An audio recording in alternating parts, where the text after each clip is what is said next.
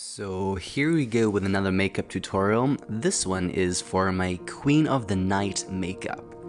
So once again, once I've already moisturized and toned my face, I start with the glue on my eyebrows, making sure to stick everything down nice and flat, doing up to 4 different layers with the glue, making sure that I get in between the hairs to make it as even as possible, using my scungy as eyebrow comb to make sure that it all lies flat and smooth.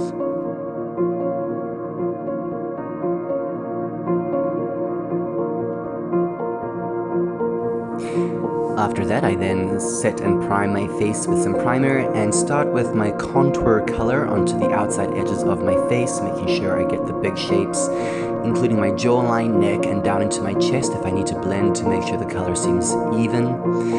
I then go into my medium tone color, which is closer to my skin tone, and then I blend that out as well.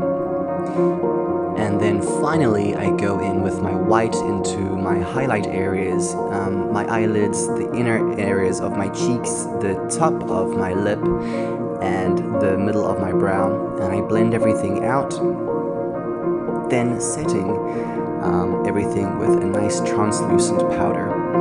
But make sure to blend out these colors with a lovely beauty blender to really even out the tones and the gradations of the color before setting everything with powder, because it just makes it look better.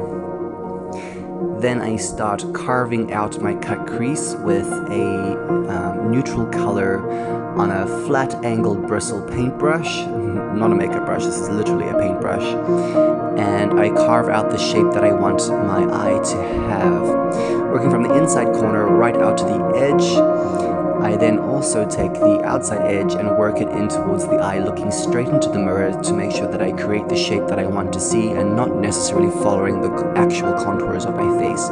Because remember, drag is not about painting what you have, but what you want to see, and sometimes you have to negate the topography of your face to really create a new and fresh shape. From here, I start to set the colors down with neutral tones, working from my lightest on the outside edges and then working towards black, using an array of makeup brushes starting from very fluffy and wide to dense and less fluffy for the darker colors. The darkest color in this one being obviously black, the lightest colors being like a taupe eggshell or just off-white.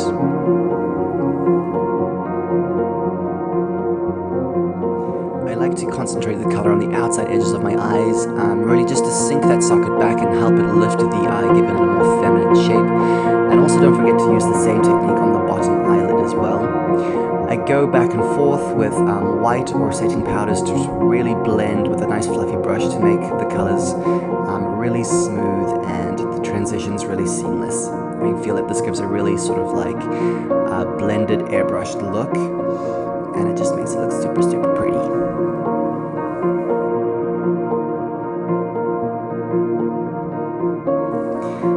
I then want to just further intensify that cut crease by going over with a little bit of black cream liner and then setting it with a black powder, and then once again just blend, blend, blend, blend, blend.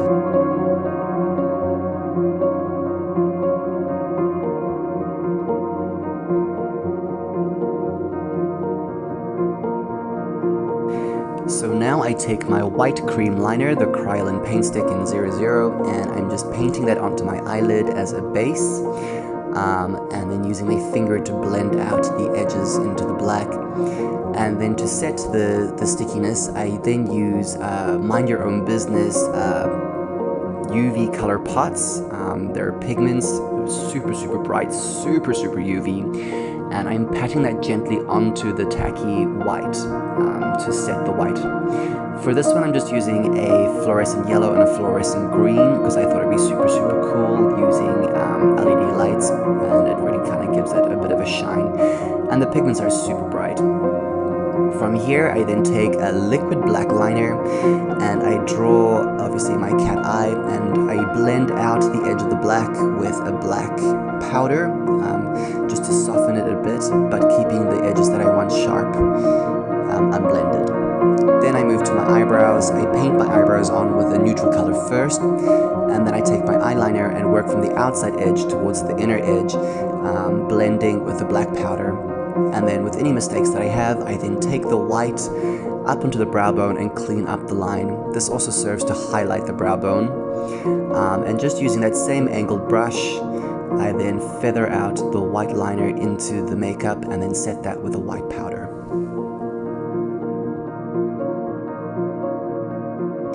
And here's just that blending technique of the eyebrow, taking from the wet eyeliner, using black powder and feathering it out, and then using a white on the inside corner to meet it halfway, and then just blending that out again with a nice fluffy brush just to make that transition nice and smooth and airbrush looking. From here I added some details with just the white cream liner again, the Kryolan paint stick. I didn't know what I was going for exactly. I think I wanted to like emulate some kind of like scarring of the eye, which is why I have the contact lens in that eye. I was thinking like Scar from Lion King or something.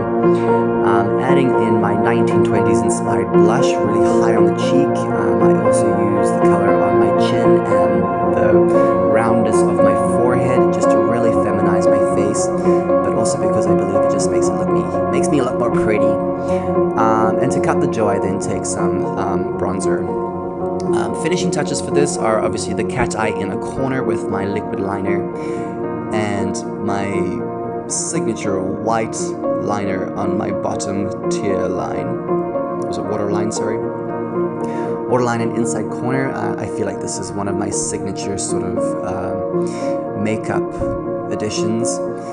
And then I'm just further intensifying the scarification with a liquid liner. I think this is one of the NYX liquid liner.